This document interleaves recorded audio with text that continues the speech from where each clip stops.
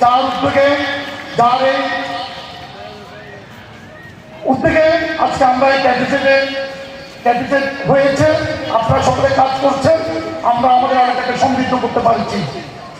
আজকে আমি আপনাদের আরেকটা কথা বলতে চাচ্ছি, যোগ্য পিতার যোগ্য সন্তান হিসেবে আজকে আমাদের মাঝে উপস্থিত আছেন ইসলামিক বসু সাহেব, যিনি আমাদের এলাকায় দায়িত্ব গ্রহণ করেছেন। আমরা আশা করব আমাদের চলার পথে আপনারা সকলে ওনাকে সাহায্য করবেন, একসঙ্গে থাকবেন।